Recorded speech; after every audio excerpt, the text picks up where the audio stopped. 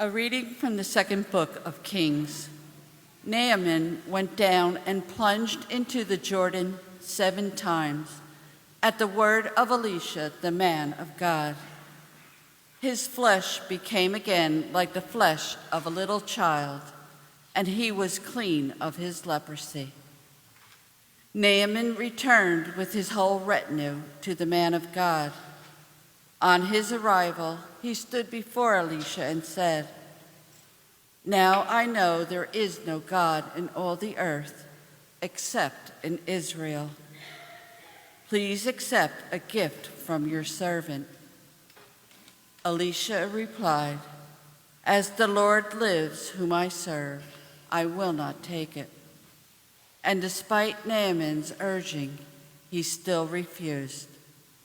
Naaman said, "If you will not accept, please let me, your servant, have 2 mule loads of earth, for I will no longer offer holocaust or sacrifice to any other god except the Lord." The word of the Lord. Thanks be to God.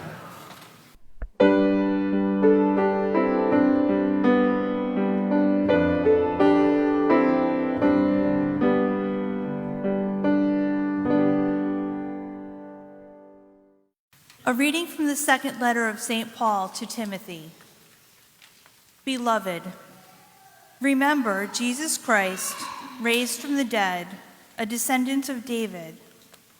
Such is my gospel for which I am suffering, even to the point of chains, like a criminal. But the word of God is not chained. Therefore, I bear with everything for the sake of those who are chosen, so that they too may obtain the salvation that is in Christ Jesus, together with eternal glory. This saying is trustworthy. If we die with him, we shall also live with him. If we persevere, we shall also reign with him. But if we deny him, he will deny us. If we are unfaithful, he remains faithful, for he cannot deny himself. The word of the Lord. Thanks be to God.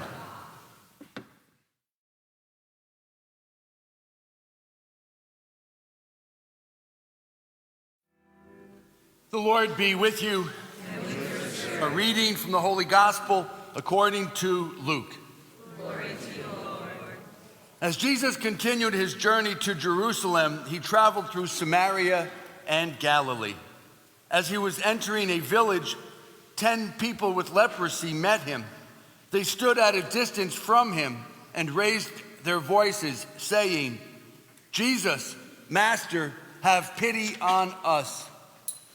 And when he saw them, he said, "Go show yourselves to the priests." As they were going, they were cleansed. One of them, realizing he had been healed, returned, glorifying God in a loud voice, and he fell at the feet of Jesus, and he thanked him. He was a Samaritan. Jesus said in reply, 10 were cleansed, were they not?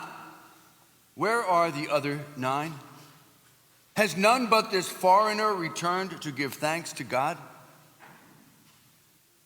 Then he said to him, "Stand up and go. Your faith has saved you." The Gospel of the Lord.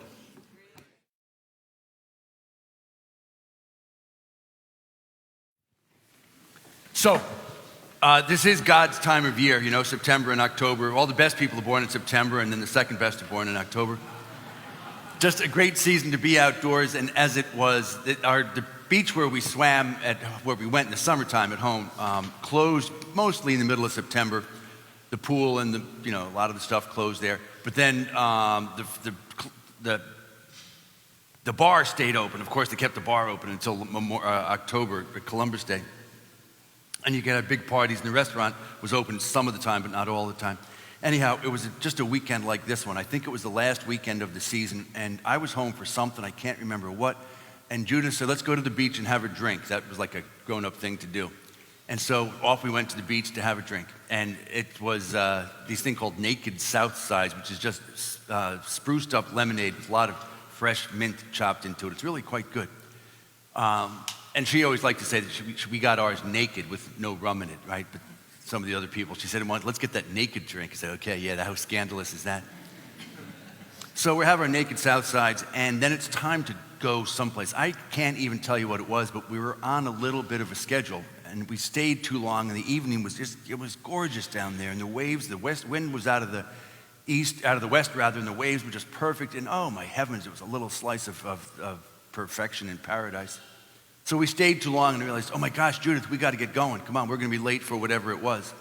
So we're on the way out, and when you walk out between the bar enclosure and the restaurant side of things, there's a hallway that goes down, and it passes the men's room and the ladies' room on the right. And just as we're making our way down the hallway toward the car, someone comes out of the ladies' room, and oh my gosh, Judith, oh my heavens, I haven't seen you in so long, oh, blah, blah, blah, blah.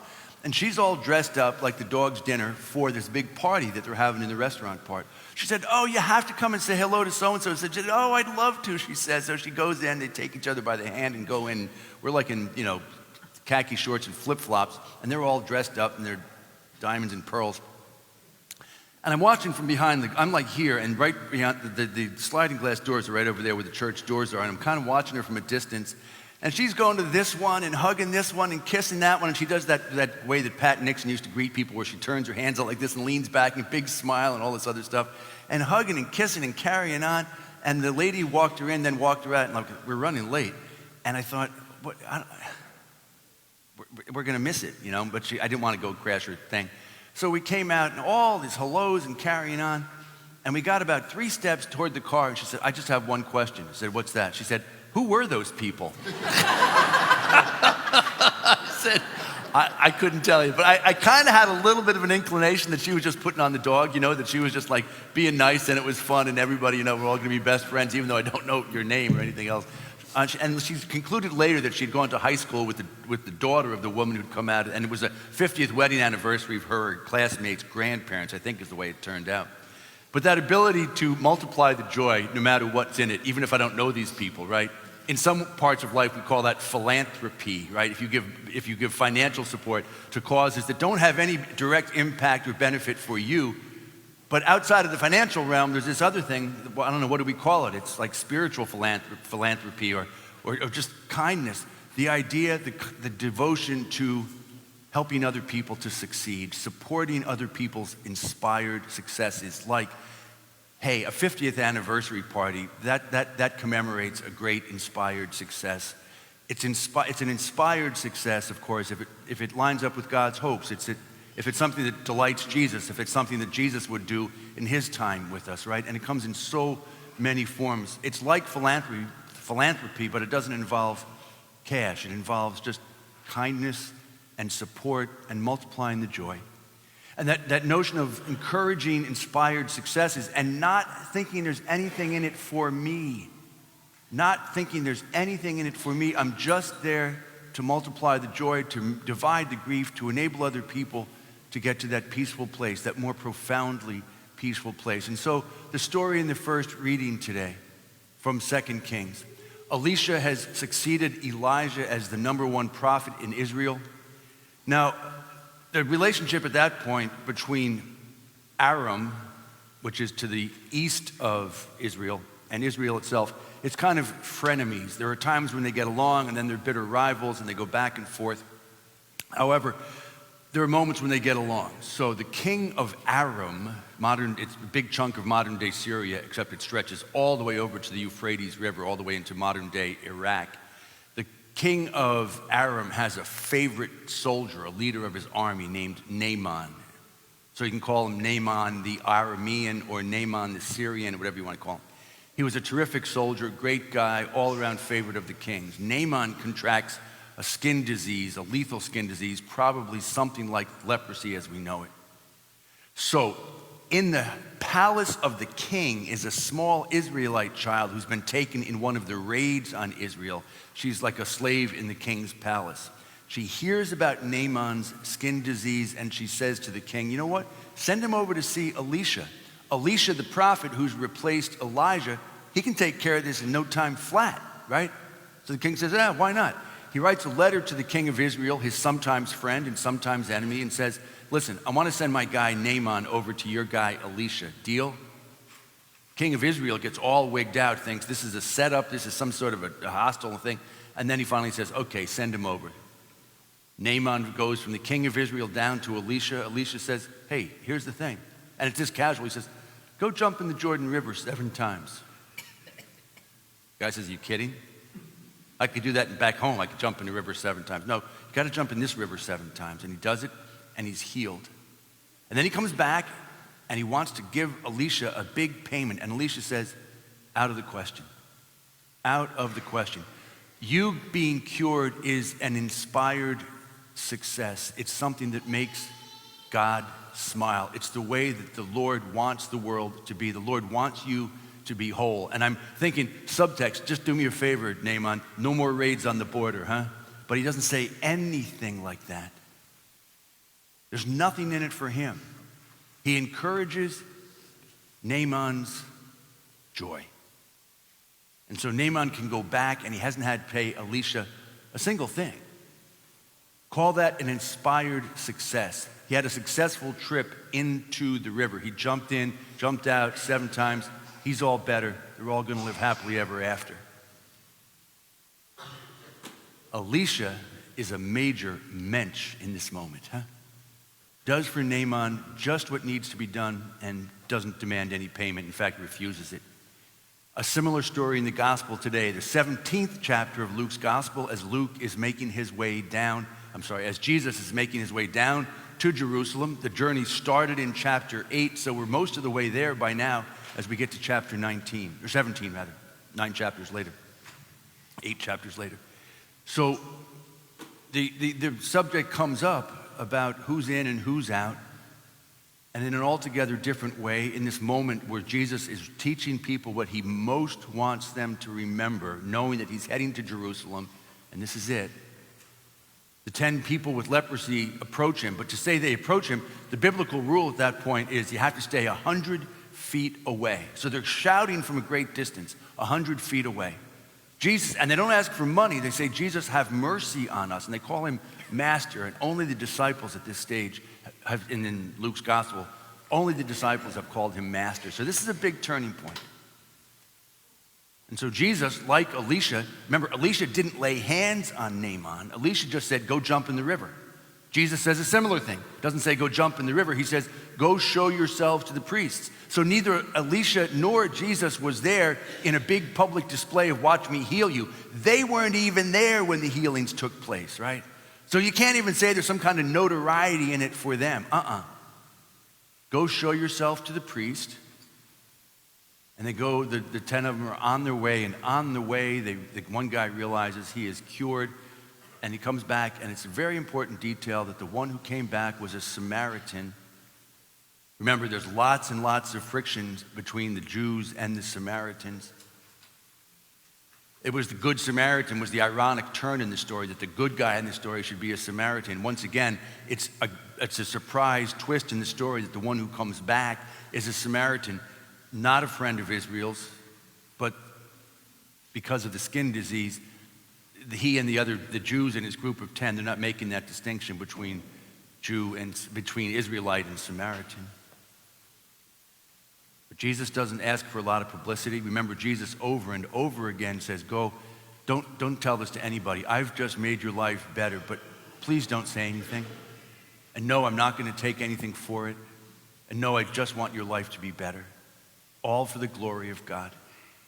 The guy with leprosy, his trip down to show himself to the priest, that was a successful trip, right?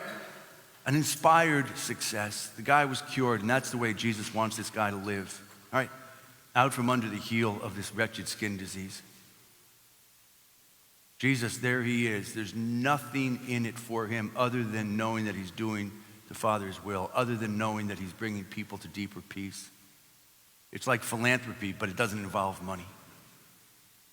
Jesus encouraging and supporting and smiling on the inspired success of another person. You do it. You know you do it, and you do it all the time. The task for today is in the green season just to notice and say, yeah, I do that because God gives me the grace to do that. I multiply the joy of other people, or at least I try. I encourage the success, the inspired successes of other people, or at least I try. And you do it all the time, and you do it in semi-heroic ways. I'd ask you to notice 3 or 4 of those ways. Notice, when someone enjoys a success that you really wanted it to be yours, and you still support that person, you wanted to be the team captain, someone else gets the job, and you're still decent enough to go ahead and congratulate that person, whatever else it is, like second place in Miss America. Right? I figure she always just wants to trip the one who wins, but they never do. They always are hugging and kissing and crying and carrying on like that. You know what I mean? I mean, that's a mensch thing to do. That's, this supporting the success of the other person. It's in athletics, it's in our academics, it's on our teams, it's in our neighborhood. As we get a little older, we discover, it's in extended families where maybe there's not a great feeling between one person and the other, but you still rejoice at the good news that someone else is going to have a grandchild, and you don't have any, and you wish you did, but you're going to be there and put in the good word. You do it all the time in 101 different ways, and I'd ask you to notice 3 or 4 of the ways in which you are that mensch who encourages and supports and smiles on the successes, the inspired successes of other people. Even when it's a success you might want, or it's the success of a person where there's some friction, you do it and you do it well. That's the first bit of your homework. Notice where Jesus Christ gives you that ability, because without that grace, we don't do it. And you do it, which means you have the grace, and you want to thank God for the grace. Where are you getting it right? Second question, on the way out, we have all those aspirations of the students this week, and they are magnificent. Check it out, the things to which our students are aspiring. Man alive, my hat is off to them for the things to which they aspire. I'd ask you just to notice, and if you spot 2 or 3 or 4 where it really catches your eye, I want you to say a prayer for that student and mumble the prayer by name, or do it later or on your way home, to pray for the success of that student will experience completion of the aspiration, fulfillment of the hope, right? Just notice that. Just check out that board outside. They are spectacular kids. They are wonderful, wonderful young people hoping to do great things in the world. Anything from finding a cure for this to, I want to learn how to cut fruit. That was my favorite, I think. I want to learn how to read, ride a bicycle, and cut fruit. I love that one. So can you name a couple of the kids on the board where you want to pray for that kid? And finally, one place where you need to admit it. I'm not supporting the success of another. I'm not celebrating it. I'm not on board because of whatever my limitation is, and I need to get over it. 3 or 4 or 5 places where you really are doing a bang-up job of supporting the success of another person, the inspired success. Second thing, can you find 2 or 3 students where you want to pray for their success? It'll never have any benefit for you, but you want to pray for their success. And then just finally, one place where you need to work on it. And in the ultimate twist of all ironies, just shortly after Judith died, I ran into the lady who had brought her into the party, and no, I wasn't going to tell her. The lady was going on about how Judith was an asset to any party and one thing or another. I wasn't going to tell her. Who are you? But I did tell her, she just had that way, didn't she? She really knew how to multiply the joy no matter what was going on. She was a mensch. Just like you. Just like you.